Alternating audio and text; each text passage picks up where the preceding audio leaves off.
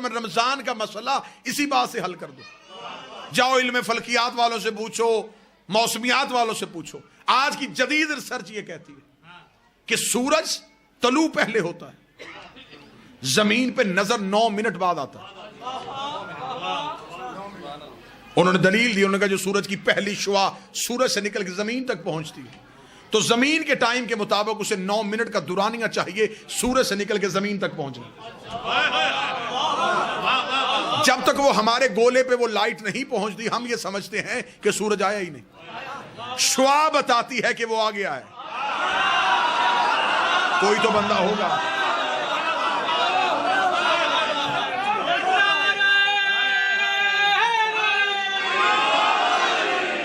यकीनन मैं मिंबर पे झूठ नहीं, मैं समझ रहा था मजाफात है, मुझे अवामी सतह पे बात करनी है।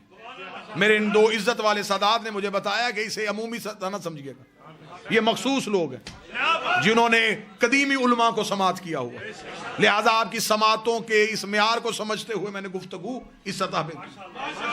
उन्होंने कहा सूरज से निकलती हर 9 मिनट बाद आती है। 9 मिनट तक दुनिया में अंधेरा रहता है क्योंकि शुआ नहीं पहुंची। शुआ सूरज की दलील है, दलील ही को अरबी में हुज्जत कहते हैं।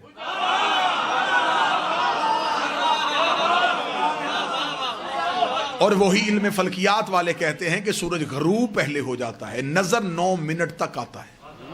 इस वजह से कि वो जो शुआ जमीन पे होती हैं उन शुआओं को वापस सूरज तक पहुंचने के लिए 9 मिनट का टाइम चाहिए।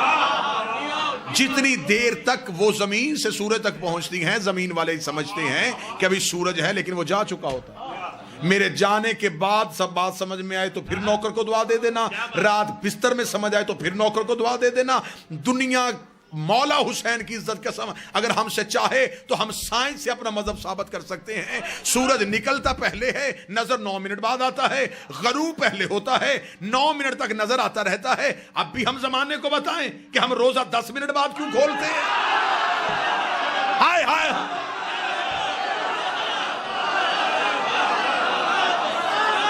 हमारे सहर और रफ्तार का ताल्लुक शुआओं से नहीं,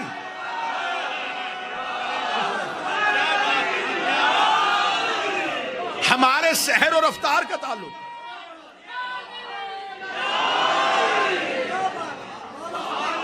हमारे सहर और रफ्तार का ताल्लुक शुआओं से नहीं, सूरज से।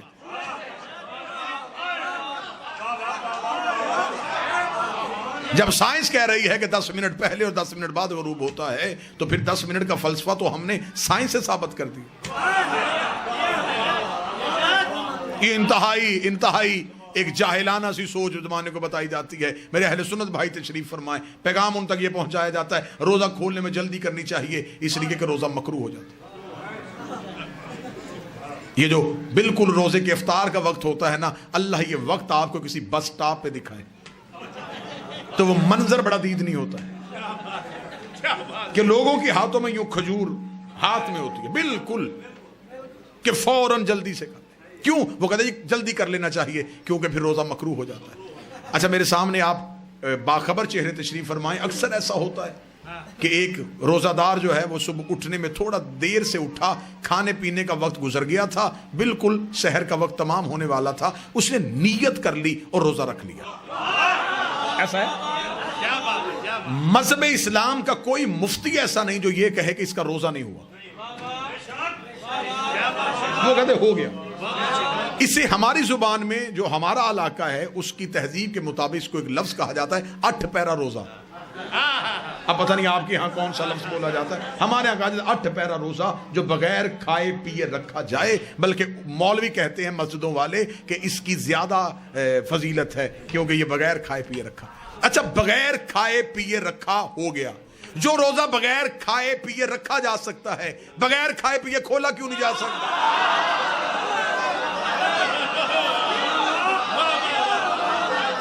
रोजे का तो अपना वक्त है, उसने ये नहीं देखना कि आपने खजूर खाई है कि नहीं खाई। आप फजर पढ़ें या ना पढ़ें, जब फजर का वक्त गुजर जाएगा तो वो गुजर गया। इबादत जो होती हैं ये इंसान की मोहताज नहीं होती, इंसान इबादत का मोहताज है। लेकिन ये सारी मनफी सोचें इसलिए आई कि जब दीन वारिसों से छोड़ के अपने जैसों से लोगे तो फिर यही हालत हो। लिहाजा जो बात मैं आप तक पहुंचा रहा था, बगैर इनके अल्लाह समझ में नहीं आ सकता। ये रमजान का महीना वो है जिसमें गुनाहगार भी अल्लाह के करीब होने की कोशिश करते हैं। क्या कहा जाता है उसमें सही साहब कि नियत की जाती है कि 2 रकअत नमाज फजर पढ़ता हूं कुर्बतन इल्लल्लाह, रोजा रखता हूं कुर्बतन इल्लल्लाह। हमारे यहां असल में मसला ज्यादा यह है कि अक्सर चीजें जो हैं उनका ताल्लुक जब अरबी जुबान से आ जाता है तो हम उससे बेखबर हो जाते हैं।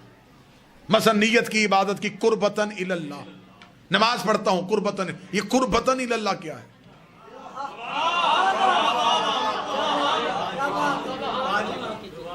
कुर्बतन अल्लाह नहीं, कुर्बतन इल्लल्लाह, मैं अल्लाह की तरफ करीब होना चाहता हूं। अब आपने मेरी सोचों से ज्यादा दाद दे दी, ये जुमला आप समझिएगा और इसी पे नतीजा दे दूं। इंसान नियत करता है कि मैं अल्लाह की तरफ करीब होना चाहता हूं, अल्लाह के करीब नहीं, अल्लाह की तरफ करीब। जिस शय के आपने करीब होना हो उस शय का किसी एक जगह पे महदूद होना जरूरी है। मसलन मैं कहूं कि ये जो हवा चल रही है मैं इसके करीब होना चाहता हूं, तो हवा तो चारों तरफ चल रही है, मैं किधर करीब हूं? मैं पानी में तैर के कहूं कि मैं पानी के करीब होना चाहता हूं, क्या बात? तो कैसे होगा जब मैं हूं ही पानी में? जब हर जगह अल्लाह ही है तो फिर आप किसके करीब हो रहे हैं?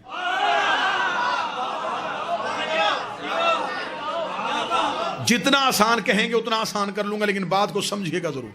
नीयत है कुर्बतन इल्लल्लाह, अल्लाह की तरफ करीब होना चाहता हूं। मैं मजमे से कहूं थोड़ा थोड़ा मिंबर के करीब हो जाए, इसका मतलब मिंबर यहां है, आप उधर से इधर की तरफ आए, इधर करीब हो रहे हैं, इसका मतलब मिंबर इधर है उधर नहीं। अगर हम अल्लाह के करीब हो रहे हैं तो अल्लाह को एक जगह पे मानना पड़ेगा। जिधर हम जा रहे हैं उधर अल्लाह है, जिधर से हम जा रहे हैं उधर अल्लाह नहीं। तो जो उधर हो और इधर हो वो अल्लाह होता ही नहीं।